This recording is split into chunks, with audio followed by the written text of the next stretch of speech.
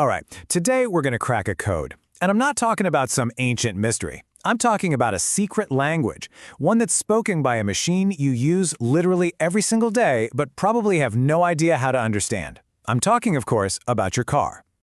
Oh, you know that feeling? You're just driving along, minding your own business, and then, bam, that little light pops up on the dash, the dreaded check engine light, and your heart just sinks, right? Your mind immediately goes to, oh no, how much is this going to cost? It feels like your car is screaming at you, but you can't understand a single word. And then maybe you take it to a mechanic or you plug in one of those little scanners yourself and you get this. P2455. I mean, what on earth is that supposed to mean? It looks like gibberish. It's intimidating, it's cryptic, and it seems totally unhelpful. But is it? Let's try to look at this a different way. This isn't just some random error code. It's a message, a very, very specific message coming directly from your car's brain. And just like any message, all we have to do is figure out how to decode it. So a quick search online and we find our first big clue. This is the title from our source material. This right here, this is the beginning of our translation.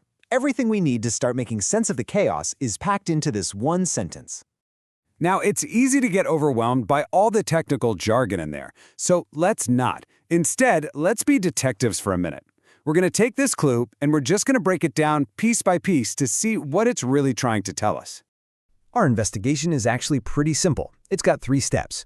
First, who is sending this message? Second, what is the message itself? And third, what does the message actually mean? See, we've got a clear path that's going to take us from total confusion to, hopefully, a little bit of clarity. So, step 1, the subject. Right off the bat, the title tells us we're dealing with a Jeep. Okay, great. That immediately narrows down the context. We know exactly what kind of vehicle is trying to talk to us. Step 2, the message. This is our code, P2455. This is the core of it all, the headline of the problem. You can think of it like the subject line of an email that your engine just sent you. And finally, the meaning. Now, okay, these words might still sound a little complicated, but this is the translation. This is your car saying, hey, listen up, there's a problem, and it's specifically with the high DPF, differential pressure sensor circuit. Just like that, it's gone from a random string of letters and numbers to a specific, identifiable part of the car. So we've decoded one message. But is this just a fluke? Is it a one-off thing? Well, let's zoom out a bit and look at the rest of our source material. Because when we do that, a much, much bigger pattern starts to take shape. Turns out, P2455 is not alone, not by a long shot. Our source also lists codes for Fords, Dodges, Chevrolets, you name it. This isn't just one message, it's an entire language, a huge standardized system of communication.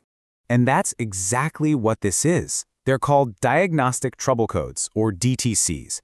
It's basically a universal language for vehicles, part of a system called OBD2 that was actually required by law to help monitor vehicle emissions. So that P in our code, P2455, that stands for powertrain. Other letters point to other systems. See, this isn't random at all. It's a highly organized library of information.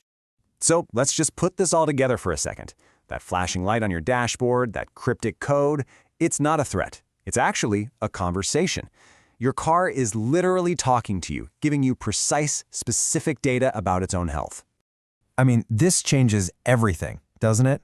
What used to be a moment of pure anxiety is now, well, it's information. It totally transforms you from just a worried driver into an informed owner. You're not in the dark anymore. You're getting a direct report straight from the source.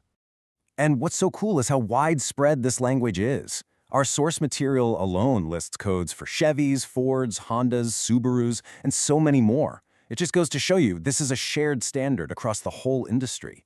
Your mechanic? They're not a magician. They're a translator. Okay, so you've got the code. You know your car is talking to you. So the next logical question is, where do I find the translation? And the great news is, you are definitely not on this quest alone. If we look at our source, it has a rating of 5 out of 5 stars. Now, what does it tell us? It tells us that the community of people who used this information found this specific translation to be accurate and super helpful. It's basically peer-reviewed intel for car trouble. And this isn't just 1 or 2 people saying, yeah, this was okay. This rating is based on 106 votes. That means over 100 other drivers, 100 other detectives just like you have been down this road before and they've all vouched for this information. There's real power in those numbers. The internet has created this massive, incredible, collaborative community of problem solvers. You see that leave a comment button? That's proof. People are out there sharing their experiences, their fixes, their hard-won knowledge. Every time you look up a code, you're tapping into a giant collective brain. So here's the bottom line. Resources like our source article are basically the modern-day Rosetta Stone for your car. They take those weird and decipherable hieroglyphs from your engine and translate them into plain, simple language that you can actually do something with. That, right there, is empowerment. So, the next time you see that check engine light, don't feel that dread. Feel curious. You now know it's not some omen of doom. It's an invitation to understand your machine on a much deeper level. And it kind of makes you wonder, if you can decode this one message, what other secrets is your car keeping?